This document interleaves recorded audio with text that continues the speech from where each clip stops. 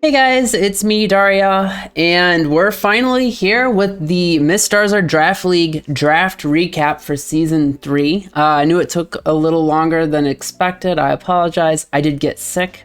Feeling better now.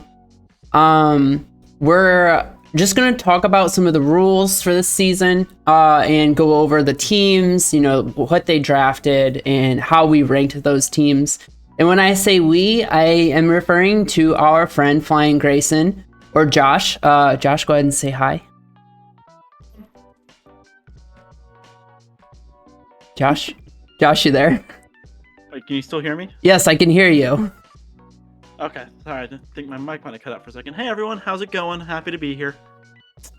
And we are the power ranking duo for this season. We'll be the ones power ranking from a week-to-week basis. We did the draft recap rankings, super in-depth.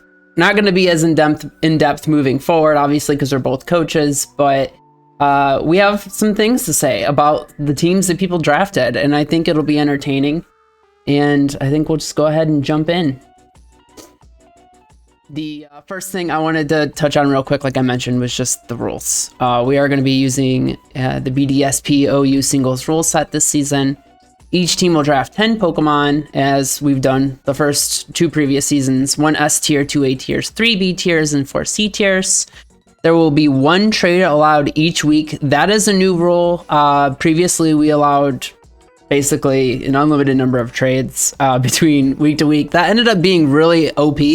Or 3 trades each week. I'm sorry. It ended up being really OP because teams are basically completely changing their roster from week to week. So we're gonna kind of nerf that a little bit this year. Each week teams will bring a party of 6 to take on their matchup. So you draft your 10 Pokemon and then you pick 6 each week based on who you're playing against. You pick the 6 best team for the roster that you see they have. And bring that against them and see how you can do. There are 12 total teams in the league, and they are split into 3 divisions of 4. The Venusaur division, the Blastoise division, and the Charizard division. We're not really going to get into that too much in this video. We'll get into it once we do our first week's recap. I'll go over the divisions and how things look, but for this video, we're going to not get into that too much. We will talk about the... We will talk about the teams overall, and as far as the rules go, the leader from each division will make the playoffs, and then the next 3 best overall records will also make the playoffs. There's going to be a total of 6 teams in the playoffs. The 1 and 2 overall seeds get a first round bye, and then everything else is just single elimination from there. And that's basically it. I think that covers everything. Do you have anything you want to add about the rules that I might have forgotten, Josh? No, but one thing I do think will be interesting to kind of talk on is and you'll see this as we kind of go through the draft rankings. There's a lot of really interesting picks because there's a lot of different experience variety here. Because like myself, there's a number of people where this is the first league, and so it's going to be interesting as a result. I completely agree, and that even goes with just the way we did our power rankings. I've done multiple seasons, have hosted multiple leagues, and when I made my power rankings, they were like based off of what are the tools that I take into consideration when I'm making a team, when I'm prepping to take on a team. How strong are these teams based off of those things that I look at? Whereas Josh took a much more analytical, number statistic based approach to it. So what's interesting is despite those differences, we had pretty similar power rankings, so I think that's a testament to how the teams are built here. But I guess we'll get started. The first team that we'll talk about are the Goldenrod Glizzy Gobblers, coached by the Grand Aquila. This is Grand's first draft league. He had the 12th overall pick, which means he picked last in the first round, but first in the second round because it was a snake draft. Now, Grand Aquila got Ditto as an S tier pick. Ditto's really strong. It's basically like it can prevent any team from sweeping you. You just throw out Ditto, you copy the Pokemon, steal their boosts, and it's a nice safety blanket. Venomoth and Shedinja as A tiers are interesting. Venomoth likes to set up with things like Quiver Dance and Sweep. whereas Shedinja is more of like a passive bulk support mon, where it's not actually bulky, but it has a lot of passive bulk because of its ability, Wonder Guard. So, or not, it is Wonder Guard, not Magic Guard. Wonder Guard, so it can only get hit by or super effective attacks.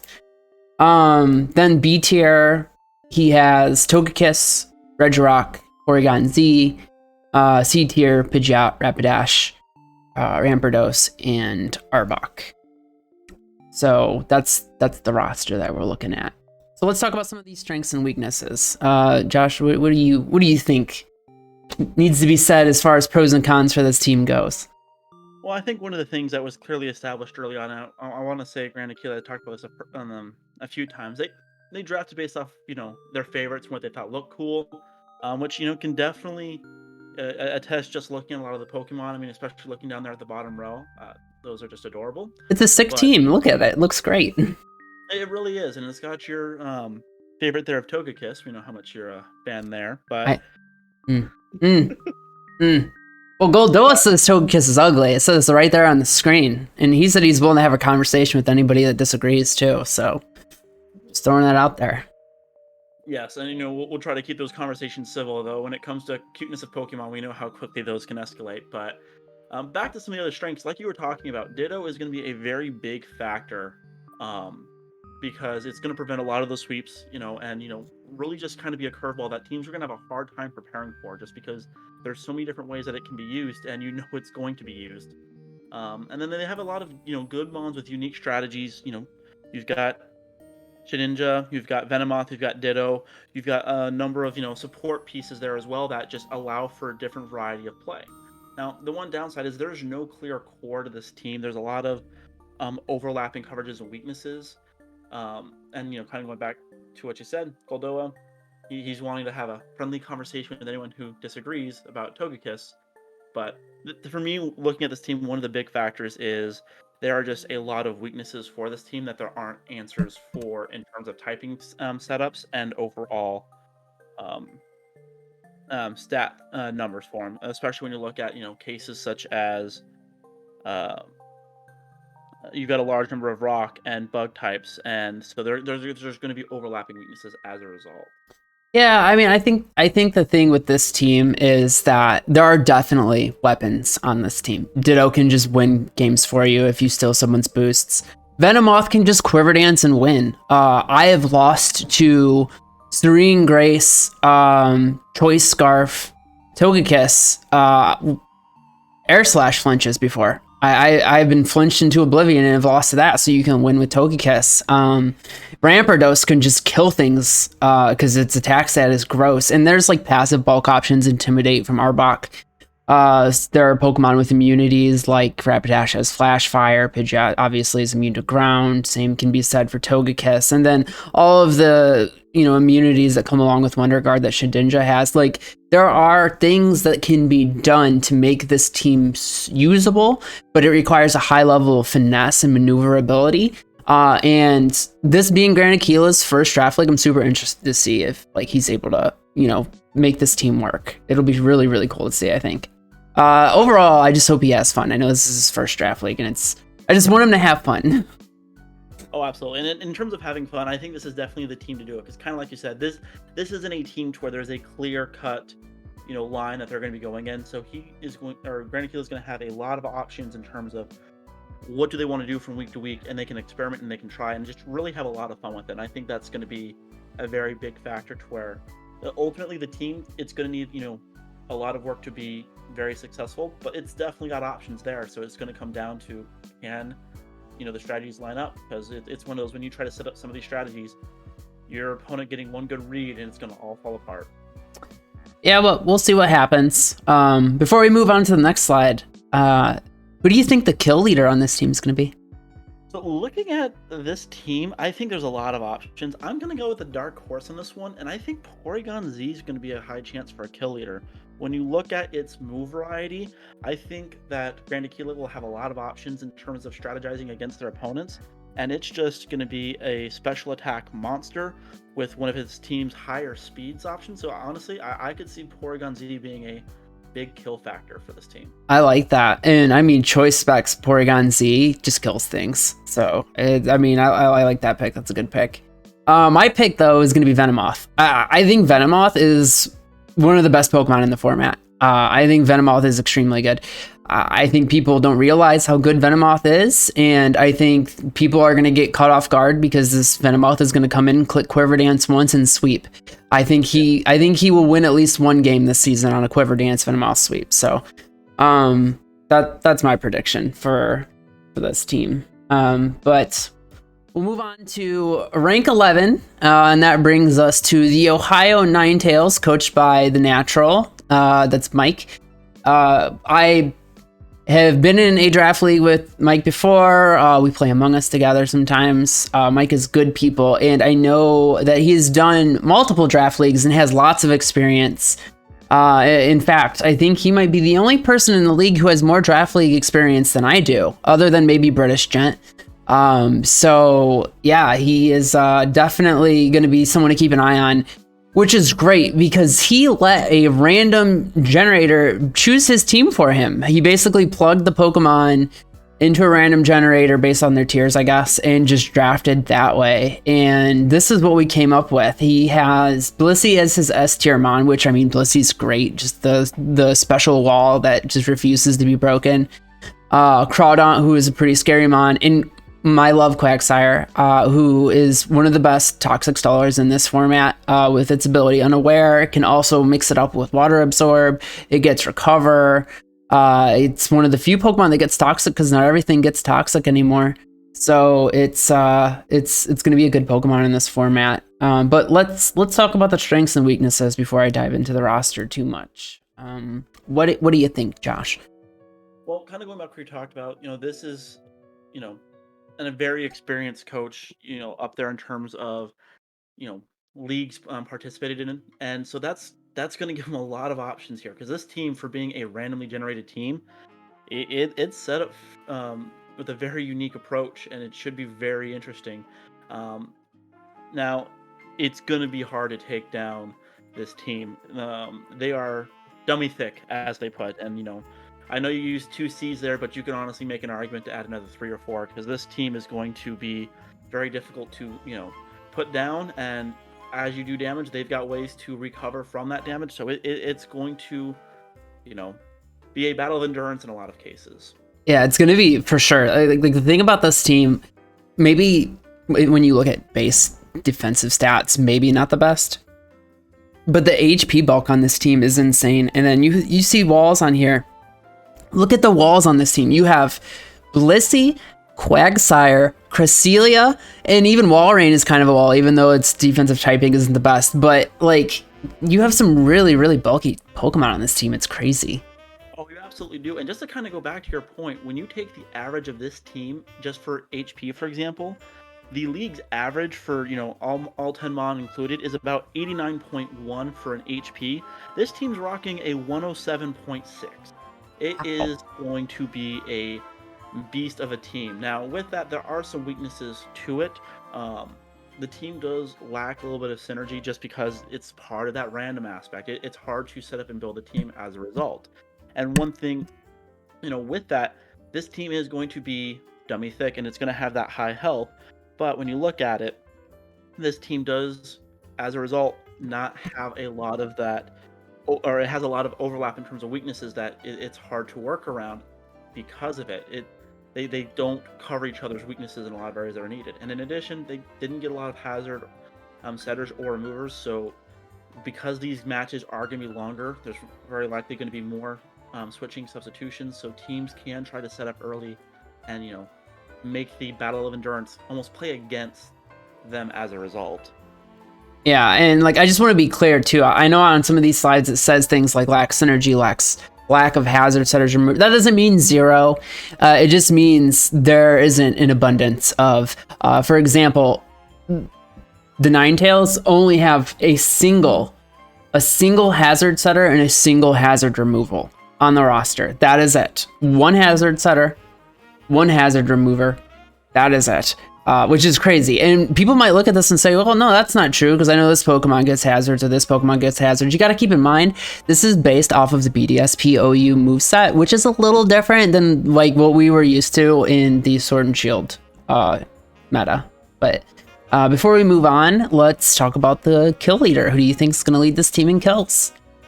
So this team's got a lot of options in terms of kill leaders. For me, I'm looking at Lucario. I think Lucario is going to be a big factor. You have a very high attack, very high special attack, and average to slightly above average speed for him. And then just on top of that, with its typing of Fighting Steel, it's going to have some advantages, especially when you look at a lot of the wall Pokemon in the league. It's going to have some good stab moves that might help break through some of it. And I think Lucario is going to be one of the ones to watch and play a factor when you get down to some of these punching battles, essentially. That'd be interesting. I've never been in a league where Lucario was like top 10 in kills, and I would love to see it. I would love to see it. I hope you're right, but I think this team, the kill leader, is going to be Crawdaunt, and I think it's not even going to be close. I think Crawdaunt is just an elite wall breaker, and with its access to Aqua Jet, Swords Dance, and knockoff, it's just going to destroy teams. I really think Crawdaunt's going to just easily lead this team in kills. I think Lucario will have a couple good games, but I think overall it's just going to be all Crawdaunt all season from this team. But definitely agree there. But sometimes it's nice to have that dark horse you root for. Oh, absolutely. It's like, and I've picked 2 A tiers mon so far. I've had the boring picks. You've had the fun, spicy picks. I like it. Also, I like your advanced stats with the HP. Very nice. Very nice. But let's talk about Ring 10. The Seattle Salacious Sparses, coached by Spega Sparse, who this is Spega's second draft league. Spega participated in the first MissDarizard Draft League, made playoffs in his first ever draft league, and is back for another season of shenanigans. He drafted all C tiers. That's why they're all down there, just kind of hanging out, bundled up. I don't know. Whatever. Anyways, they're all there. There's the team. There's the Mons. Gorbis, Ninetales, Slacking, Sableye, Masquerain, Lantern, Victory Bell, Altaria, Hitmonlee, and Mawile. There are actually some good Pokemon on this team. Some Pokemon that arguably should be higher tiers, but this is where we had them tiered, and Spega's taking full advantage of that. So let's talk about some of these strengths and weaknesses. Josh, what do you have to say this time? Well, much like with the draft and how we responded when seeing a lot of these picks, a lot of unpredictability here. There's a lot of things that we're not necessarily going to be able to anticipate. And just looking at this team, it's hard to kind of gauge where you think the plan or the setup's going to be, because they have a number of different options here. Kind of going back to the Ninetales for the first pick, I know there was a lot of discussion around what the use around that would be, and then as we started seeing the rest of the C tiers came in, it started to, it started to kind of show itself that that Spega was trying to establish a, weather control team, and they've got a lot of options for that. To where as you go in, they are going to have different options for it and different counters to it, and they have some very offensive options as well. When you take a look, in comparison to a lot of the other teams, it's very balanced between special attack and physical attack. Both ranking kind of towards the middle, but when you start looking at some of these Pokemon's moves and options, they have some very big hitters, especially when you look at, say, Slacking, who is one of the highest physical attacks there is. Hitmonlee is up there. You've got some special attacks that's high with Gorbis as well as Masquerain. This team has a lot of options in terms of that. Now, going back to the weaknesses, these are all C tier Mons. They do not get used in competitive play a great amount, just because there are limitations with them. To where there might be some other options that might be potentially better in terms of some competitive play, but with this team's used right, they can definitely still be a factor. Limited hazard setters, as you kind of talked about, there's only a few, at least with this formula for the setup, and there are a lot of overlapping weaknesses. One of the things that you can look at is I've got a calculation that kind of identifies reoccurring weaknesses to give teams a score. This team has some of the higher typing matchups that are going to be a factor, to where if their team is in a position, there's going to be hard shifts there because they have those same reoccurring weaknesses. What I will say about this team is I think it's going to catch a lot of people off guard because some of these Pokemon are deceptively scary. Gorbis is a Shell Smash sweeper and can just run through teams that aren't prepared for it. Slacking can just obviously, you slap a Choice Band or a Choice Scarf on it and it's just an elite like revenge killer because of its speed. Especially in this generation, its speed tier is actually pretty respectable. And then you have Pokemon like Masquerain, who can also Quiver Dance. You have some unburdened shenanigans with Hitmonlee, obviously. Sun boosted Ninetales is going to be hitting pretty hard. And Chlorophyll boosted Victory Bell, I think. And I'm just going to go ahead and jump the gun a little bit here. My prediction for Kill Leader on this team is Victory Bell. I'm going to go with the seed tier pick here. I think Victory Bell is going to be devastating. For Spega. Victory Bell was on my list of Pokemon that I wanted to draft. I was so upset when he drafted Victory Bell, and I think we're going to see a huge season from the Victory Bell from Spega's team. What do you think?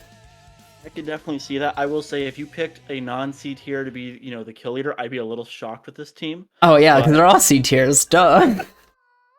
But I oh, so dumb. I would definitely agree with you there. My pick is probably going to be a little more of the predictable. I think the Slacking, like you mentioned, is just going to be a beast to get through, especially if played right. I can see that on coming in and just one-shotting a lot of Pokemon. It's hard to plan around, especially with, it's a higher tier speed in this. Its base stat, I want to say, is 100. Its attack is 160, and it has a lot of very high damage physical moves that even if you've got a bulky Pokemon, it's going to take a hit. Yeah, and it gets like the coverage that it needs to like cover for its weakness or for the things that it like can't hit that hard, Like anything that resists normal like rock or a steel type, he can hit it with like earthquake. Like there are options. It's got decent coverage, and I agree. Slacking is an extremely good Pokemon. I mean, it's not good in the sense that like you're not gonna be able to sweep teams with it because of Truant, but yeah. But otherwise, great Pokemon. So I guess we'll move on to rank 9. Which is me. Yeah, I'm down at rank 9, the defending champion. But it's okay because I think I drafted a fun team here. I drafted Latios as my S tier because I love a good fast dragon type. Shout outs to my Dragapult from last season that carried me through the entire season until the playoffs. Then I let other Pokemon do the work. Anyways, shout outs to Torkoal, who is going to be my season 3 weather setter. Always got to have a weather setter on the team. This year I went with the Torkoal, along with Nidoking, Bronzong, Shiftry, Hariyama, Charizard, this is actually the first season I've ever drafted a Charizard, and I'm really excited to use it because I think it'll be really good in this meta. Ariados, Banette, and Sunkern. Yeah, Sunkern. That's right, Sunkern. Look at it staring into your soul. Let's talk about the strengths and weaknesses of my team. Josh, what do you think? Well, the first thing I will say is, kids, if you don't think peer pressure works, Sunkern is a living example that it does. But it's true. I wasn't drafting Sunkern, all right? Y'all just wanted it so bad, so I did it. And I was like, hey, I can do some things with Sunkern on a Sun team, so... If built around correctly, Sunkern has the ability to be scary and, do some damage here and there. Don't you lie like that. Don't you lie like that. It's got a base 30 attack and base 30 special attack stat. It's so bad.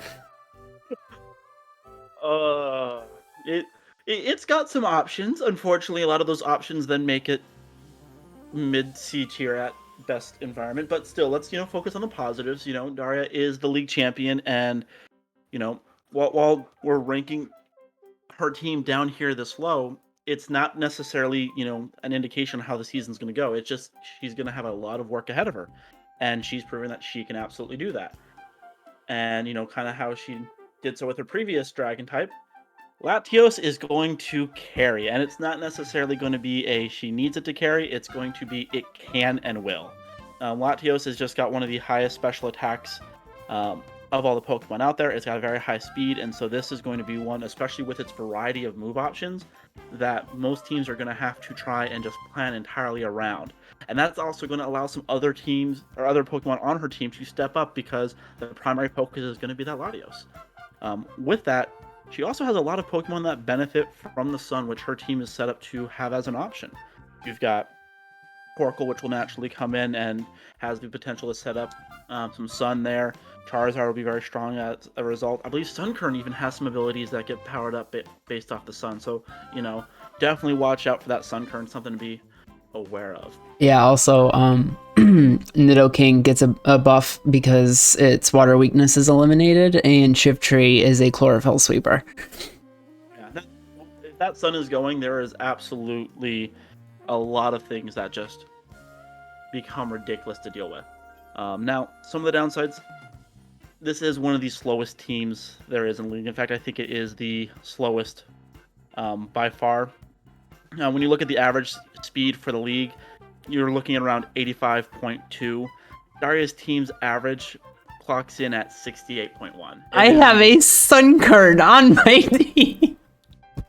You have a Sunkern on the team, that's going to drag it. Once you pull it out, it's still going to be towards the bottom end. There are still some other Pokemon on the team that do have a lot of slowness with it. I mean, Sunkern is the slowest Pokemon on. Actually, it is the second base slowest Pokemon on your team. Yeah, well, I mean, I do have a slow team. It is a terribly slow team. I mean, Torkoal is a turtle. Bronzong is very slow. Banette's pretty slow too. And actually, I don't even think Ariados is that fast. So, like, lots of slow Pokemon.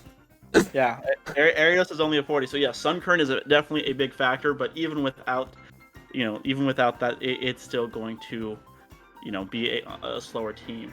And there are a lot of weakness overlaps with this team, unfortunately. There are some different combinations that can be set up that can cover, most of the team. Now, with that, this team also does have a lot of resistances as well. So Daria, using her experience and, great anticipation, can definitely set up to where some pivots can shift the power back to her, and she can reduce a lot of the damage of those hits. And then the power of Sunkern, that's definitely going to be a weakness. I'm half tempted in the league chat to just start a poll and see if everyone wants to go in and take bets on when Sunkern gets traded off the team. It's not going to get traded off the team. I'm telling you right now, Sunkern will be on the roster through the entire season. It's not going anywhere. I have plans for Sunkern. All right, I know what I'm going to do with it, and I've looked over the teams. I know who I'm going to do it against, and everyone's just going to have to wait and see what happens. Now, when you say plans, is it the same way that I have a plan when I go into the Final Four and I'm just like, in another slot, I'm like, you know what? I'm bringing you as a sack. No, I have legitimate strategies that are built around the win cons include some things that Sunkern can provide for me. Definitely be very interesting. This is one of the teams where I'm curious to see how it plays out, just because there's a lot of different factors to go into it. But coming down to it, in terms of who I think is going to be the kill leader, it's Latios. I was debating if I wanted to say Charizard just because, it's Charizard. And then if you're running Sun, there are some setups you can do where Charizard becomes very deadly. Shiftry as well can become a sweeper. But I honestly think here that just in terms of consistency from week to week, I see Latios getting 1 to 2 kills, whereas, 1 week Shiftry might get 3, maybe even 4. But I think consistency and Latios setup, I think it's going to be your kill leader. I think that's very reasonable. I mean, anybody that looks at... I don't think the stats are available for last season, but if you look at my stats from last season, Dragapult had like 22 kills, and the next highest kill getter was like Mega Ampharos with 4. It wasn't even close. I lean into those dragon types. It's just how I like to build my teams. My dragon types will always be a threat, so that's a reasonable pick. But I'm going to say Charizard, who is also pretty much a dragon. But I have never used Charizard. And this year, I want to prove that even though heavy duty boots are gone, Charizard is still usable. And yeah, Charizard is my pick for my kill leader this season. So we'll talk about the next team. Number 8 is, hey, look, it's Josh's team. It's the number 2 overall pick he had. This is also his first season in a draft league, as we mentioned previously. And for his S tier, he took Garchomp. Garchomp, by the way, folks, was Ubers in Gen 4, which is pretty much the meta we are playing in. So just to let you know, it was basically an Ubersmon that is legal in the format, Garchomp's insane. Garchomp is extremely good. A tier picks, Gyarados and Venusaur. Gyarados is extremely good for multiple reasons. It's versatile, it has passive bulk, it can just sweep teams because of Moxie. And Venusaur is a great Pokemon. It can do a lot of things, but it benefits most from Sun. But I think I see something built into this team, and I don't know if it was intentional or not. But I'll talk about it when we get to the strengths and weaknesses portion. He also drafted Metagross, Nidoqueen, Spiritomb, Magmortar, Poliwrath, Articuno, and goddamn Togetic. Strengths and weaknesses. So some of the strengths for me, I've got a lot of physical wall breakers, which is absolutely true. Especially when you take a look at some of the different attack stats and things like that I've got between Garchomp and Gyarados. Those are two of the highest, without having any major setbacks, such as, Slacking having the only ability to attack every other turn. And then I've even got Metagross with a base attack of 135. So there's a lot of physical play here. In addition, got a lot of special bulk. In terms of defensive options, Spiritomb is going to be the leader there. Daria's favorite Togetic is also up there. So there's a lot of options to adjust based on what I'm going to be going up against. Garchomp was Ubers in Gen 4, and that was one I had circled to where no matter where I was in the draft, if it was available, even if it was number 1 overall, that was going to be one I was going after. Now, some of the weaknesses, and this is where you're going to see a lot of my lack of experience kind of play into effect here. Limited lack of hazard removals. That's something that I don't necessarily have, something I wasn't anticipating, and it's going to be a learning experience for me and see if I can play around that. Special wall breaking, got limited options there. My special attack is on the lower end. I have a few options. Magmortar is going to be there, Venusaur, but unfortunately that's about it. When it came to special attack, on the lower end for me, ended up coming in towards the bottom area for that. There are some high numbers, but it's very limited. And then Togetic is actually evil. This I will actually confirm. Togetic is on my team. I have seen it taking back alley deals with politicians in order to try and sway popular public opinion, but Togetic is very evil. Unfortunately, for Daria, my team has no moral compass, and so we will take the evil and roll with it. Amazing. So something I see with this team, I have no idea if you did this intentionally or not with drafting it. And if you didn't, and I'm giving you ideas, you're welcome. But if you did this intentionally, I want to commend you for it. This team is built pretty well to shut down weather. It is something that I notice about this team, which it is a gimmick, but it's a good one, and it's one that I always lean into. And I think a lot of successful strategies are built around utilizing weather, and this team combats it really, really well. A couple different ways, like Venusaur being able to take someone's sun and turn it back on them, Poliwrath able to take someone's rain and turn it back on them with Swift Swim, Articuno obviously Articuno no longer misses Stab Hurricane in the rain. If Articuno still has Hurricane, it might have lost it with the move changes in BDSPOU, but if it has Stab Hurricane, that's crazy. And I know Togetic is so bulky, and I'm 99% sure it gets access to Rain Dance and Sunny Day, so it could even be a bulky rain setter and even do a little weather shenanigans if you wanted to. No idea if that was intentional or not, but it's just something I noticed looking over the roster. Was intentional. Articuno does have Hurricane, also has the Blizzard, and one of the things that as you start going through this, you'll start to notice, not even Togetic, but there are other members of the team that have weather elements to where if I'm going up against someone that I do anticipate to be using the weather, I've got ways to counter it, and it'll be from Pokemon that you might not also even expect. So it actually was something I planned around. All right, I thought so. That's impressive. Well done especially for your first draft. As far as kill leaders go, on this team, I think probably gonna go with Gyarados. I'm really leaning into those A tier wall breakers for these picks, but I mean, there are lots of good wall breakers on this team. I just think Gyarados is the best one. Gyarados is the one I was debating with. Ultimately, for my team, it's going to come down to Garchomp Gyarados, in my opinion. If I were looking at this team from an outside in and not knowing what evil things this team has planned with Togetic at the helm, I would honestly say that it's going to be set up to try and propel Garchomp and Gyarados to just dominate. Gyarados, especially having both, in my opinion, two of the greatest abilities in the game between either Intimidate or Moxie. 100%. Definitely, scare some teams. And so a lot of teams are going to have to try and plan around those two. Luckily, they don't share any weaknesses. In fact, some of them cover for each other. So those are going to be some very hard ones to go with.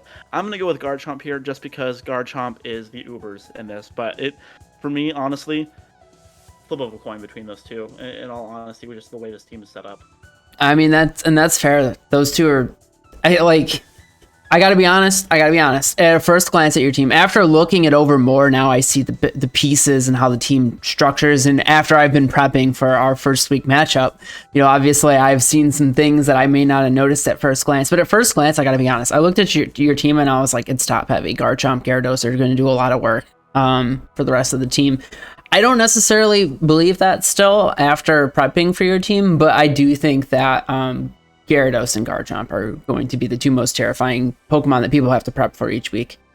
I definitely agree. The one thing that I hope will come out from my team is, as you face it, there's going to be something that you don't think about that is kind of hidden with each of the different Pokemon that will hopefully be a surprise factor. Yeah, we'll see. I can't wait to see what you come up with. So for rank number 7, we have the Blackthorn City Buzzwolves, coached by St. Ridley. This is Ridley's first draft league, and I'm very happy she decided to join in with us. She had the 7th overall pick, and with those picks, first with S tier, she took Clefable, which is an excellent Pokemon. Clefable can be a wall, it can be a special wall breaker. It can do lots of things. It's very versatile. It's one of those Pokemon where if you don't prepare for it, you just kind of lose to it because you either can't break it or it's going to break you. It's just one of those Pokemon that can just go either way like that. A tier picks are Swampert and Tangrowth. Tangrowth, an unbelievable regenerator Pokemon that can just... It's so bulky and annoying sometimes. I will say I'm glad Assault Vest is gone because Assault Vest Tangrowth is one of my least favorite mons to go up against. But an extremely good Pokemon.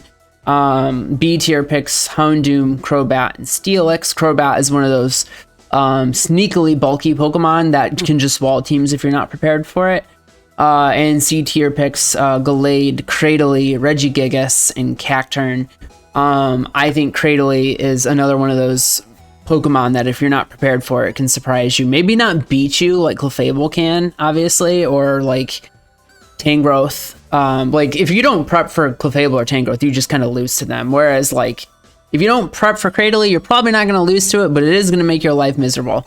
So I think this is an interesting group of mons here. Let's talk about the strengths and weaknesses. Strengths and weaknesses, like you're talking about, it's a strong traditional core. They have a lot of options and they cover a lot of the concerns that they will have. They've got options to basically every hazard there is.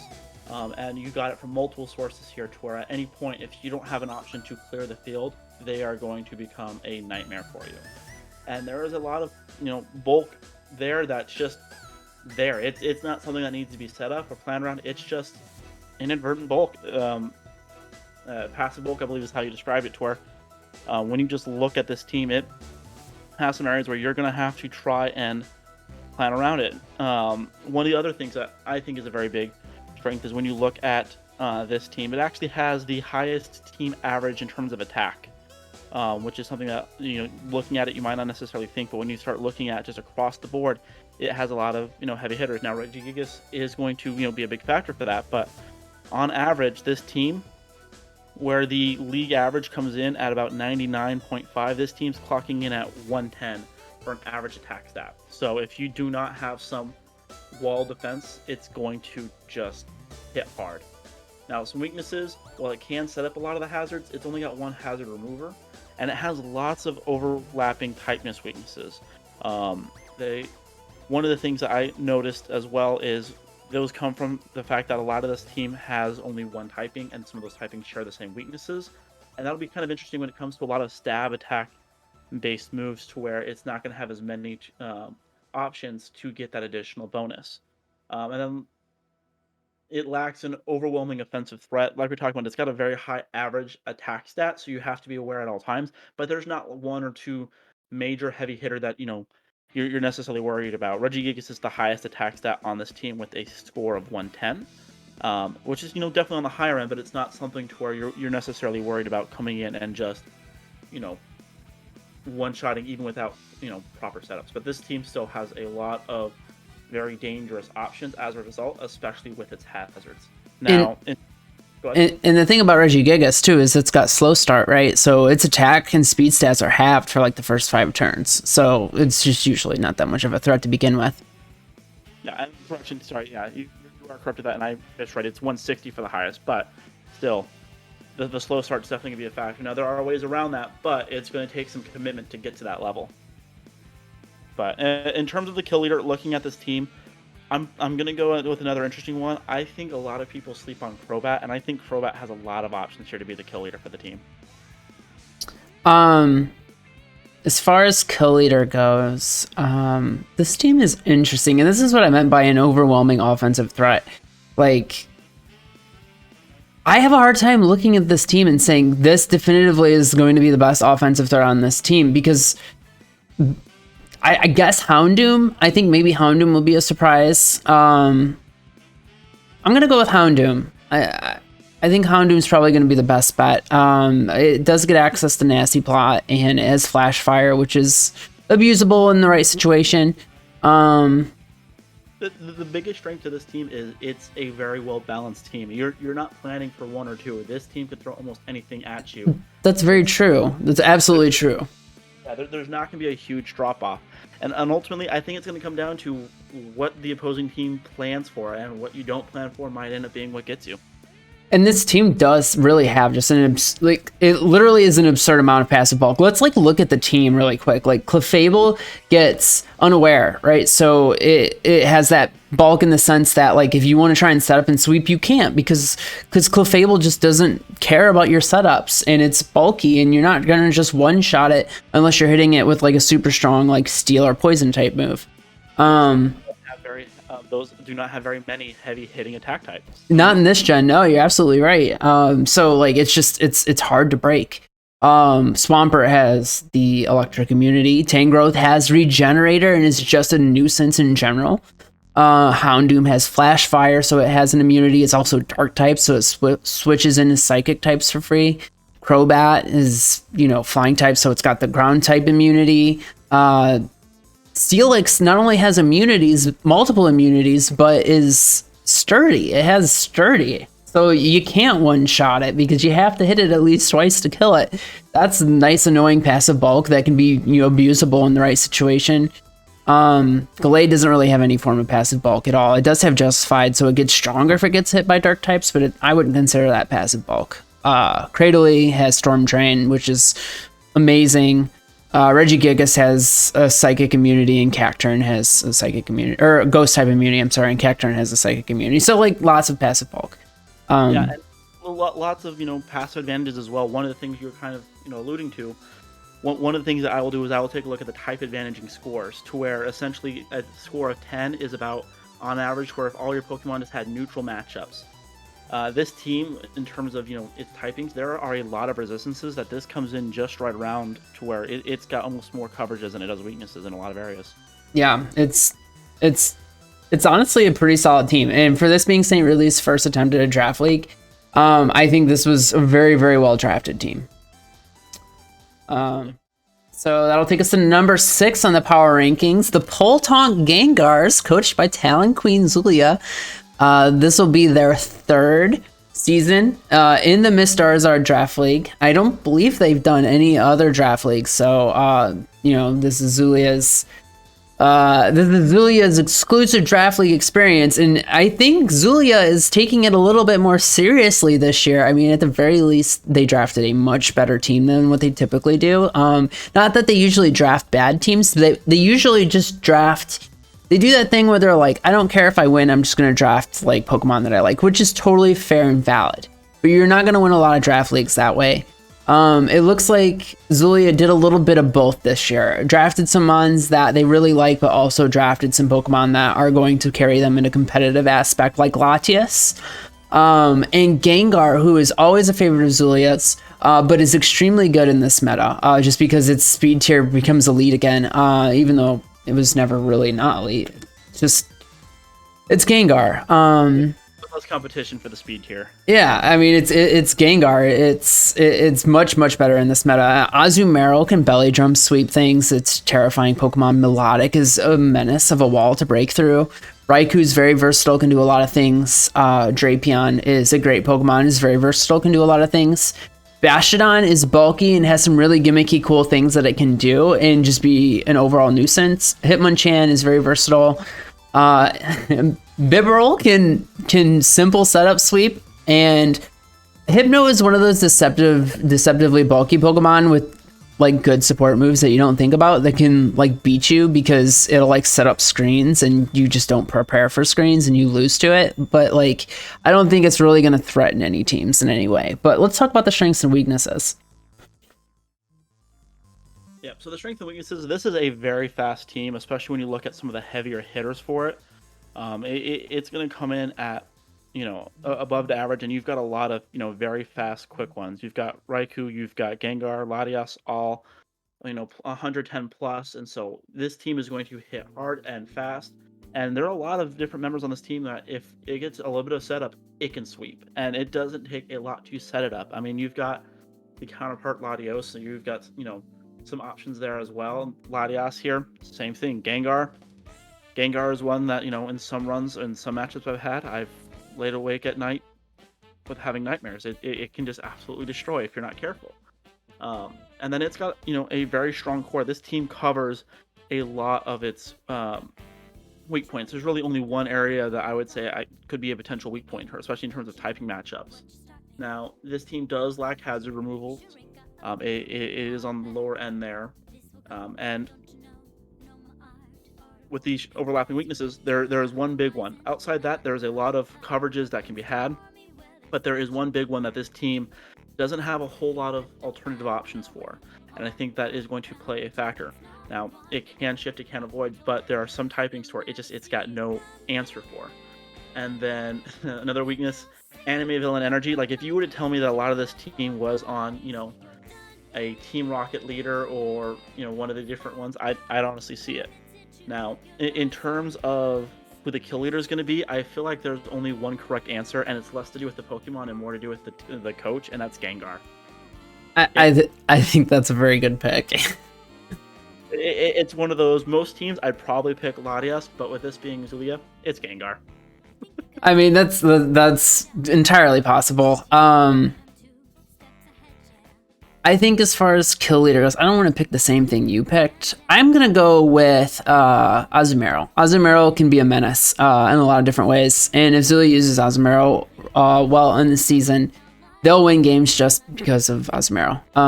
It's just like the fantasy core of Latios, Azumarill, and Bastiodon is just extremely good. So I actually think Zulia's built a really good team here.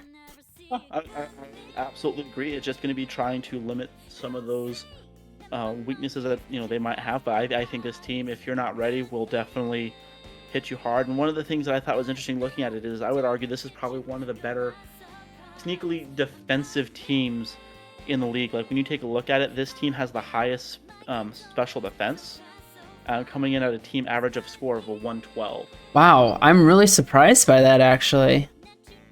Yeah, so that's one where it's kind of you don't necessarily expect it, and it's because you got Latios leading it, Milotic, Raikou, Bastiodon, very high special defenses. So this team actually has the highest team average for special defense, and the league average is 92.5, but this team's coming in at 112. And physical defense, no slouch either, on an average of 92.1. Team's coming in at 96.7. Wow, so above average on both sides. Yeah, it's number 1 on special defense, and it's about number 4 in physical defense. So this team it's sneakily defensive. Well, great job on your team building this season, Zulia. I hope you're able to put some wins together. So the next one up at rank number 5, return coach. Josie Maz Jazz and the Rockin' Rillabooms. She participated in last season, was her first season in the MissDarizard Draft League, and is returning this season. And she loves the memes. She loves the memes, and because she loves the memes, she had to draft the meme lord, Smeargle. I skipped right over Mamoswine. Look, Mamoswine's a great Pokemon, but I think Mamoswine is just kind of there on this team, in my opinion. I think this team is going to surprise a lot of people. I love this team. This might be my favorite team in the league. Smeargle can do an infinite number of things. Ultimate Meme Lord can run any move set. Just has shit for bulk. So you gotta have a fun plan in store and in mind, and you have to execute it quickly. Jirachi can do a lot of fun things. A great support mon, can also be scary offensively. Flygon, Exploud, Typhlosion, who is just a peak design as far as just aesthetics go. I love Typhlosion so much. Granbull, who I think is going to be extremely good for this team. Dusk Noir, Clamperl, who is another one of those mons that you don't prep for and then you lose to it because the Shell Smash Clamperl can just sweep you. And finally, Zangoose. Strengths and weaknesses. Strengths, like you mentioned, this team is extremely fun. It's going to be very interesting, and I think it's going to create a lot of very entertaining matchups and games. Now, I will also say this. Usually when you have teams like that, when you're the coach on the other end, all it is infuriating for you. When the other team's, playing backyard football and you're over there just trying to, set up your game plan, it's not going to be as fun. So, I do think you might also see some frustration from some other coaches, which might lead to mistakes. There's also some very little weakness overlap. One of the big strengths and biggest factors for me on this team is this team comes in second on the type advantage score. So kind of going back to it, average score, if you just had pure neutral across the board, is 10. This team comes in with the second lowest score on that, so that's very good. This team has very little areas where it's going to have to worry in terms of getting hit. There are some overlaps with that, but overall there's just very little where it actually has weaknesses. And then Smeargle, Lord of the Memes, I think it's going to create some very fun matchups and interesting setups. Now, weaknesses, again, limited hazard removal. That's a very reoccurring theme, just because in this generation especially, hazards are going to be a very big factor, especially with a lot of the items that can be used to counter that being gone. The main core for this team is made up of low tier, so a lot of the main overlapping and coverages are coming from a lot of the C tier types Pokemon, and there is limited special wall breaking. So while the type advantages is the biggest strength to this team, some of the overall stats is going to be some of the weaknesses. This is the team in terms of special attack. It is the lowest. The league average is 89.7. This team comes in at 82.7. So this is in terms of special attack on the lower end, special defense on the lower end, but this team can have a lot of fun, toy around a lot, and just cause you to make a lot of mistakes as a result. In terms of who I would pick to be the kill leader, there's a lot of interesting options, and it's going to depend on the gameplay. I'm leaning towards Flygon. I think Flygon's just typing is going to create a lot of interesting plays and cause a lot of headaches for people. So I'm going to go with an interesting one. I'm going to go with Flygon for this. I like that pick. I was considering Flygon, but Flygon for me personally, it's one of those Pokemon where every time I try to use it, it just seems like it dies so easily, and I'm always disappointed by how easily it dies. But I think for this, I'm actually going to pick Clamperl. I think Clamperl is going to lead this team, and I'm not joking. I legitimately think Clamperl will lead this team in kills. Yeah, I honestly could see that, especially with you talking about some of the different sweeper options for it. And I think one of the big things is just going to be seeing how this team changes from week to week. One thing that I also think is going to be very interesting is there's only limited options in terms of typing. This team has a lot of duplicate typings between normal and things of that nature, and there's a lot of solo types. And one thing I think will be interesting is what type of move setups will they go with, because I mentioned earlier limited stab options, which is definitely going to be a factor. So it's going to be very interesting to see a lot of the different fun gameplay that this team comes up with. I agree. So at number 4 in the ranking, we have the Pokemon Square Pikachus, coached by Chris Machine Gover. Chris had the #1 overall pick and made good use of it, quite frankly. I mean, this team is just really, really tough. Starting with the S tier pick, Dragonite. Dragonite is a terrifying Pokemon. It is one of those Pokemon where you're looking at the team preview screen and you see a Dragonite on the other side and your heart just kind of drops a little bit and you're like, all right, well, this is going to be fun. Like Dragonite just has that effect. You know what other Pokemon has that effect? Skarmory. God, I hate Skarmory. Skarmory is it's probably my least favorite Pokemon to go up against. It is such an annoying Pokemon to deal with. It is extremely good. It can do so many things. It is as much an offensive threat as it is a defensive threat, which is a thing I don't think a lot of people are aware of either. It is a very versatile Pokemon. Rotom Heat, extremely good.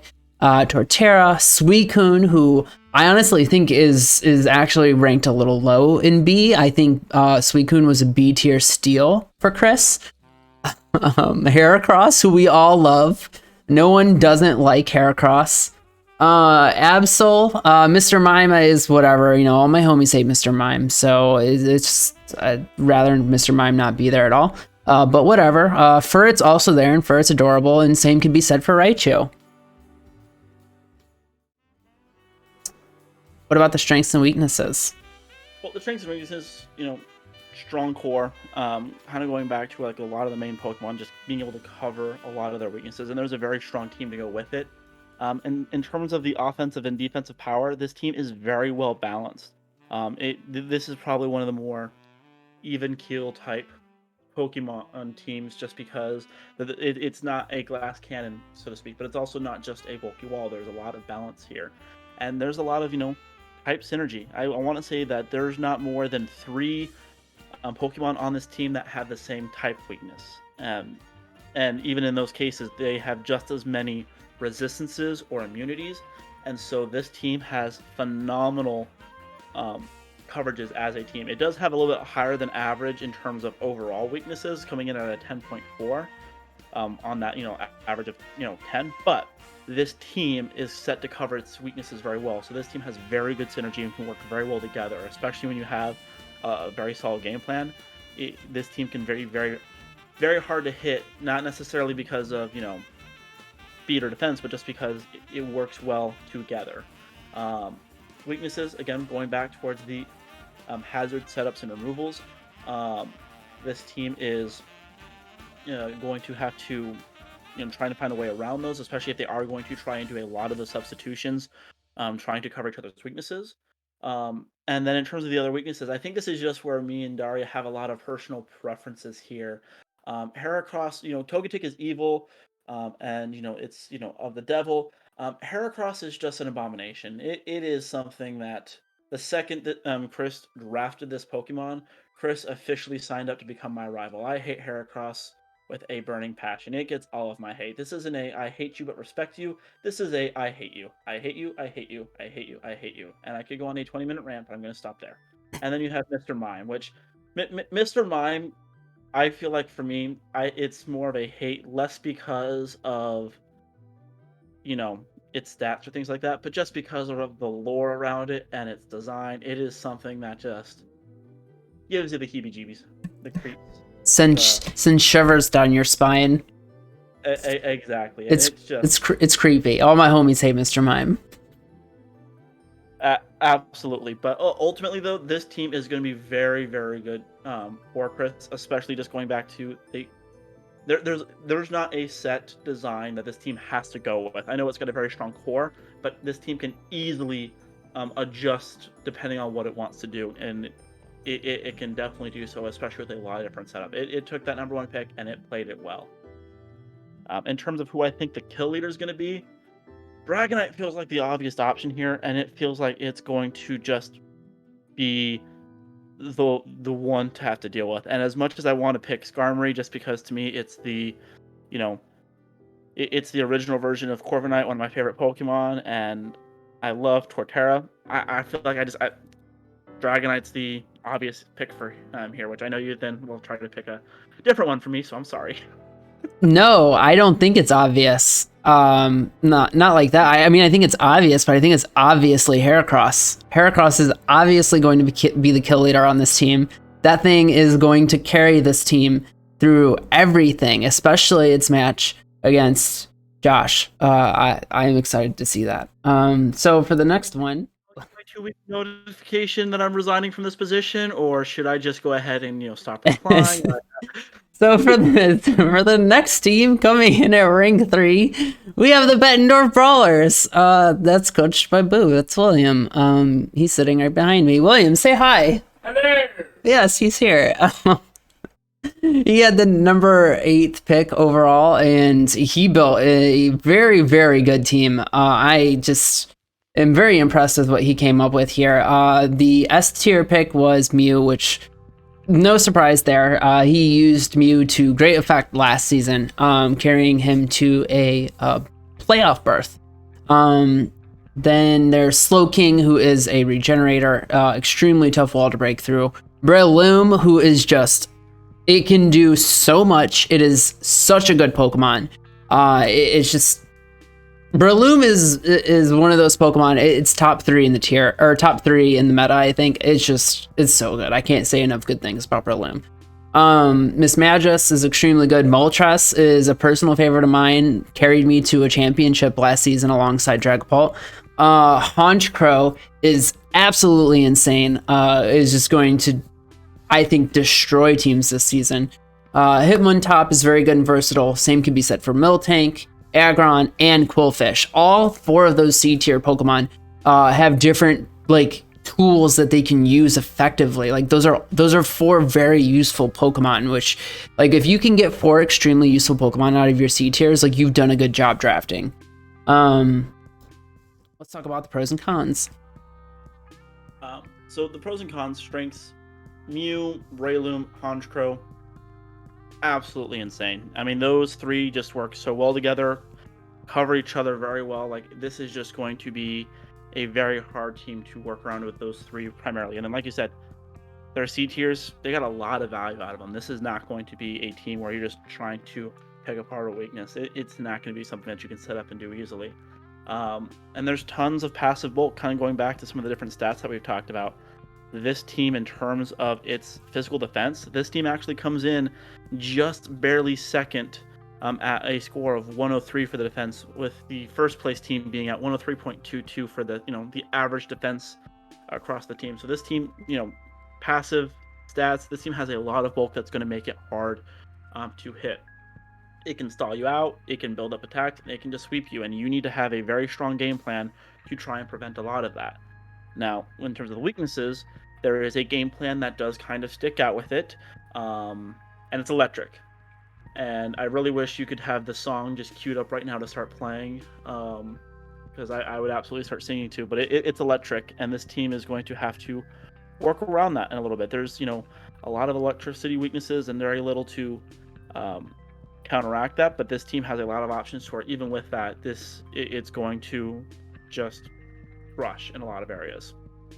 Yeah, I mean, honestly, it's such a major weakness. I wouldn't be surprised if we see him make some kind of free agency move in the coming weeks to address that. Because otherwise, it's a masterfully built team. I think you can even swap Mew out of the Breloom Honchkrow core for Slowking, and it makes it even stronger defensively. It's a good team. It's a really good team. In terms of kill leader, what do you think, Josh? I want to hear because I could go one of 2 ways here, and I want to see who you think the kill leader is going to be.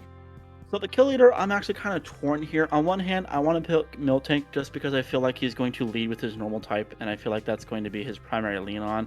But in all honesty, I'm actually going to go with Breloom here. I think Breloom is probably going to be the kill leader for this team. It has a lot of interesting options, movesets, and typing setups, and in terms of attack, it just hits hard, and I honestly think Breloom's going to be the kill leader. Yeah, that was one of the 2 I had in mind as well. But the other one is Honchkrow. I think it's either going to be Breloom or Honchkrow. I think Honchkrow is just insane. It's got a really solid attack stat. It has access to Stab, Sucker Punch. It can buff. It can sweep. It's a good Pokemon, and it's got Moxie. So it's just, I think it's gonna that we're going to see a lot of Moxie sweeps from this Honchkrow this season. Coming in at rank number 2, we have the Chicago Phalanx, coached by Godbear. This is Godbear's 3rd draft league. He had the 9th overall pick. He did MissDarizard Draft League Season 2. I know he just finished up another one where he went to the finals and lost it in the finals. He has improved from his first season. In the first season, he got a first round bye in the playoffs. Like, he did very well last year. Unfortunately, he ran up against me and my Dragapult, but he still did very well otherwise. And if he continues to improve, there's only one other place he can go from where he finished last season, and that's as a champion. And he has certainly built a team that can help him get there. Manaphy as his S tier pick is just, it's a terrifying Pokemon. It's part of the reason Rain had to be banned. Because alongside Rain, like Hydration, this Pokemon is just gross. Infernape is also an extremely good Pokemon. It can be a special sweeper, it could be a physical sweeper, it can even be a mixed attacker. It's one of those Pokemon that's just impossible to prep for, which is the opposite of Alakazam, who is almost always there to do the same thing, and it's to be a special wall breaker, but it's extremely good at being a special wall breaker. Fortress offers a lot of versatility. Ambipom, Aerodactyl, Wigglytuff is a fairy type, which those are in limited supply in this league.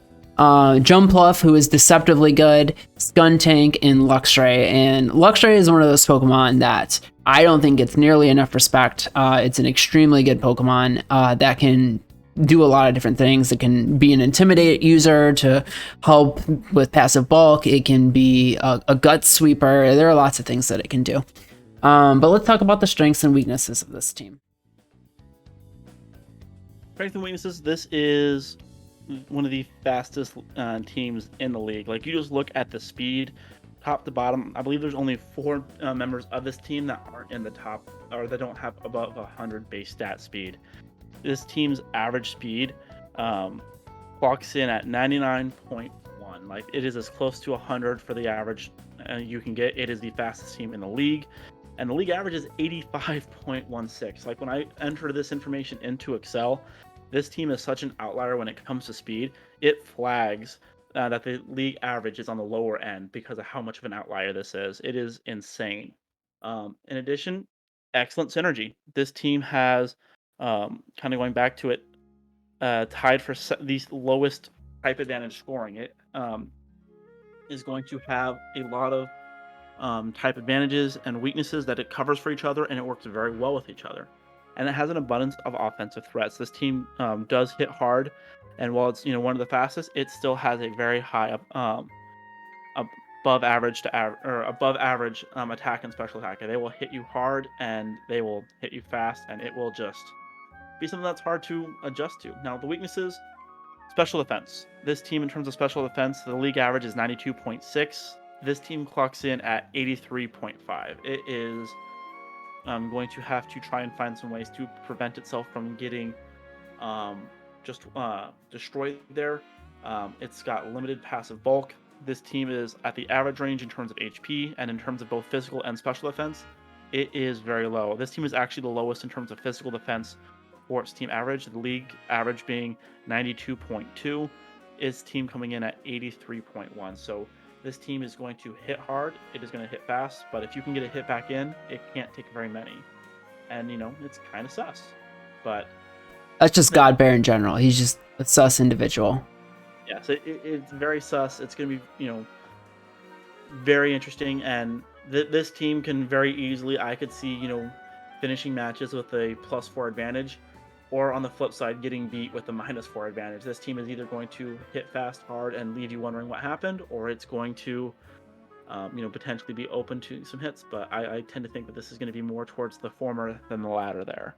But in terms of who I think is going to be the kill leader for this team, there are a lot of really good, interesting options, especially when you factor in the speed. I was torn, personally, between Alakazam or Infernape, but I think Infernape here is going to be the kill leader. And the reason I think so is a lot of Infernape's attack setups are going to go well against a lot more of the defensive typing Pokemon that are going to be out there. And I feel like that's going to give it a little bit of an advantage especially with its speed, to just quickly tear through walls and take Pokemon down. So I am leaning towards Infernape being the kill leader personally. Very safe pick. I'm going to go all the way down to the end of the bench here. I'm picking Luxray for the kill leader of this team. And the reason I'm picking Luxray is because last year, Godbear's kill leader was Jolteon. Now, obviously, Luxray and Jolteon are not the same Pokemon. They're not even in the same area code as far as speed tiers goes. But Luxray can still sweep teams. And Godbear is a creative battler. I expect him to put in a lot of work with Luxray this season, and I'm rooting for it, in fact. Despite him being in my division. I should be rooting against him, but I can't do that. I want to see Luxray do well.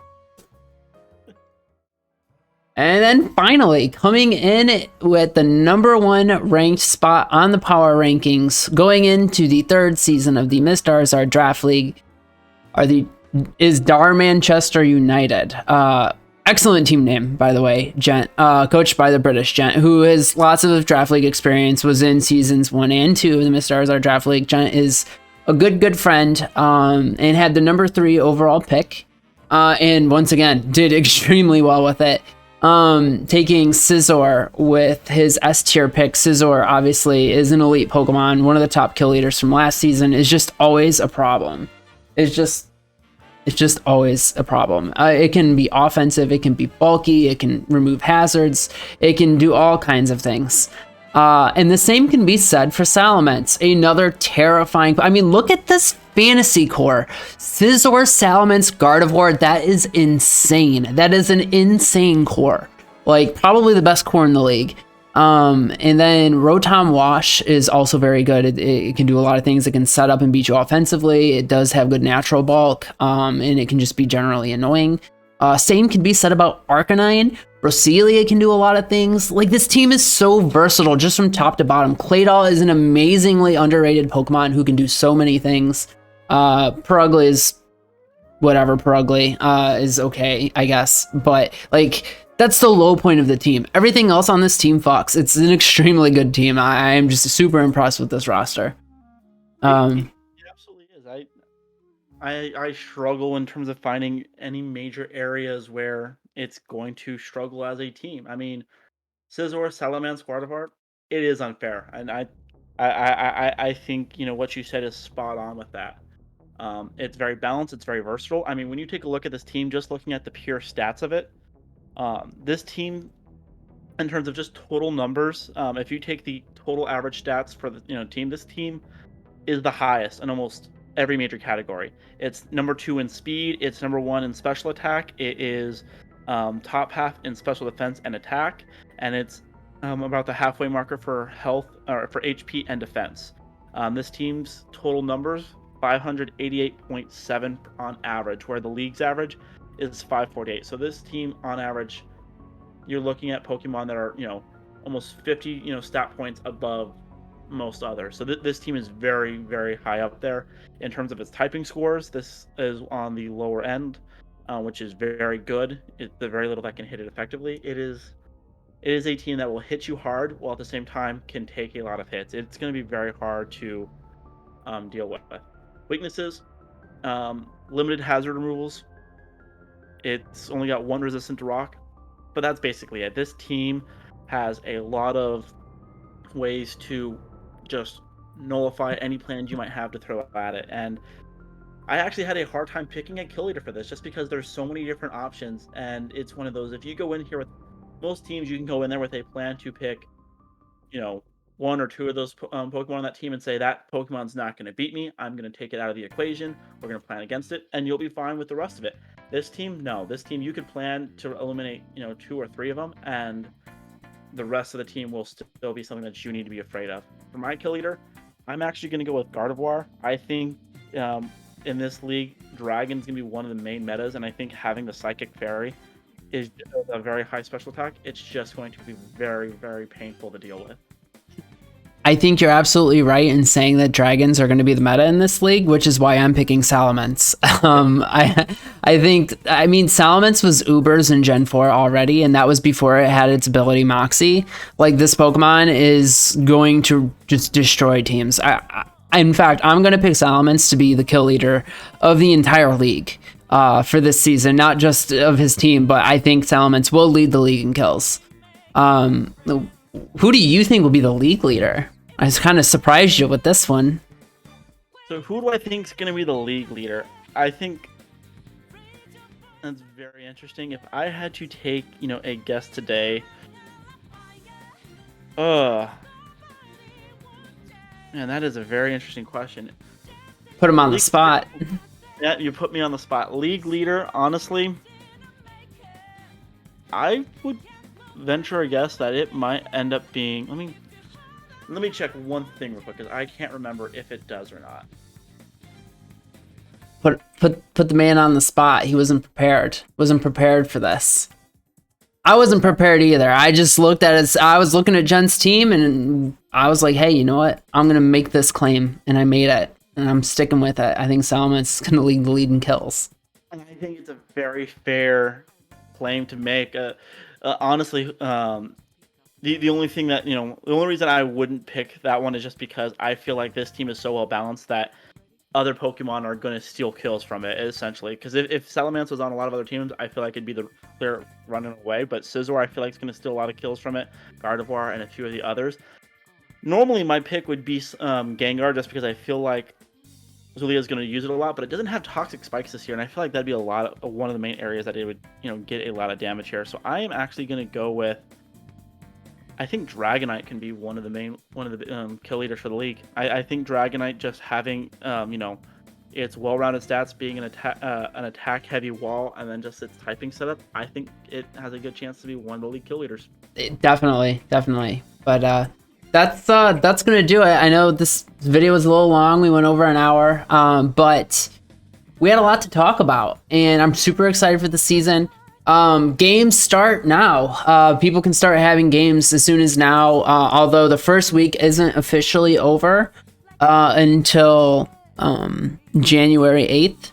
So basically the first week will be from now until January 8th, and then we'll be back onto a normal schedule. But I will be doing my battles live. I'll be posting videos on YouTube for that.